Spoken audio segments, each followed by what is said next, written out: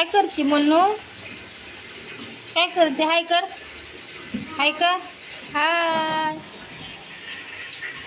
सकाळी सकाळी मी उठले, मी आंघोळीला चालले होते, तर माझे मिस्टर म्हटले की मीच आज झाडून पोछा वगैरे सगळं करतो, म्हणून त्यांचं हॉल आवरायचं चाललं होतं. हॉलमध्ये आम्ही थोडेसे चेंजेस केले, पण कशाची मायरा राहिली नाही. आंघोळ करून परत मला झाडून घ्यावं लागलं, तर मी झाडू वगैरे करत होती. तेवढ्यात फोन आला की आज माझ्या घरी पाहुणे येणार आहेत. तर पाहुणे येणार आहेत म्हणल्यानंतर तर आपलं रोजचं कसं पण जमतं, पण आवराव तर लागणारच आहे. त्यासाठी एवढं फास्ट पटपट पटपट सगळं आवरलं. हॉल वगैरे, बेडरूम वगैरे, किचन, तरी पण भांडे राहिलेच. पण म्हटलं हे किचनमध्ये आणि हॉलमध्येच पाहुणे रावळे येतात, कारण बेडरूममध्ये कोणी जात नाही. पण बाई माणसांचं कसं पहिलं किचन बघतात आणि बाकीचे कसे हॉलमध्ये तर आपण बसलेलोच असतो पाहुणे, पण बाई माणसाचं पहिलं लक्ष जातं ते किचनवरती.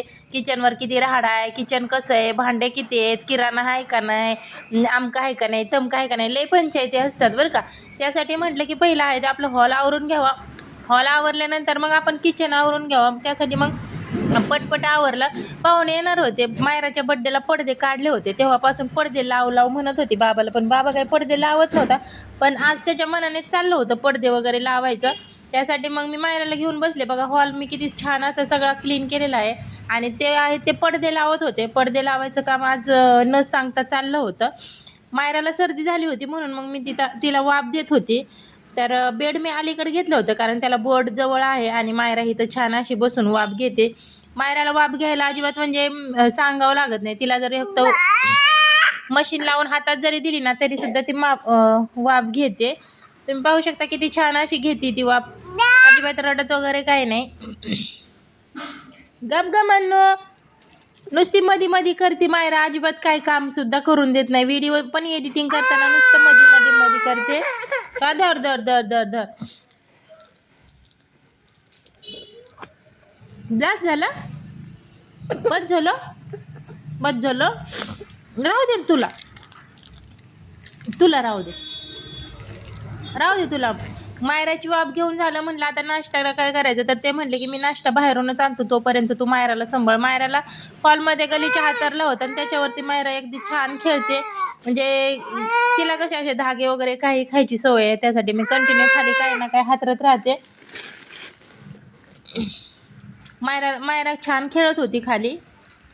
म्हणलं तोपर्यंत माझी बाकीची कामं आवरावी. कपड्यांच्या घड्या वगैरे घातल्यास सगळं काय ते व्यवस्थित ठेवून दिलं. काय पाहिजे बाबू, काय पाहिजे, काय नाही, ते तुझं नाही, तुझं नाही बाबा, ते तुझं नाही बाबू, ते नाही, ते तुझ्यासाठी नसतं सोनं. मायराला खेळत होती तोपर्यंत ते नाश्ता घेऊन आले. नाश्त्यामध्ये आज उत्तप्पा आणला होता, आणि उत्तप्प्यासोबत बटाट्याची चटणी येते, ही खोबऱ्याची चटणी येते, आणि सांबार पण येतं. छान असं सगळ्यांनी मिळून नाश्ता केला.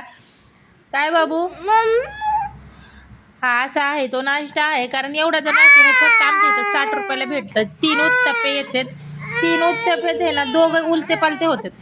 पाहुणे आले होते, पाहुणे गेले. संध्याकाळच्या जेवणामध्ये आज काय करावं, रोजचं भाजीचं तोच वैताग. त्यासाठी म्हटलं की काय करावं, तर मैत्रिणीचा फोन आला की मी तुला भाजी पाठवून देते. त्यासाठी मग मी खुश झाले. चपात्या करत होते, तिने ही भाजी पाठवून दिली, मिक्स व्हेजची भाजी पाठवून दिली.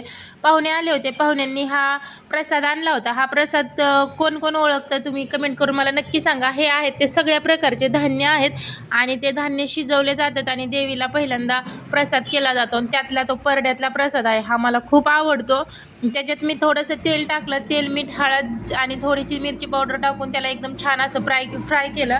कारण ते बिन मिठाचा प्रसाद असतो, फक्त शिजवलेल्या असतात त्या घुगऱ्या, आणि त्या देवीपुढे परड्या भरलेल्या जातात. पण त्याच्यात आहे ना मीठ आणि थोडंसं हळद, तेल, चटणी टाकली ना, आणि छान परतवलं ना, एवढं छान लागतं ना.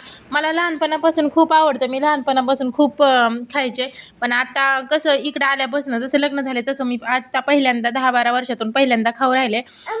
त्यासाठी मग आज माझं जेवणावर काही एवढं लक्ष नव्हतं.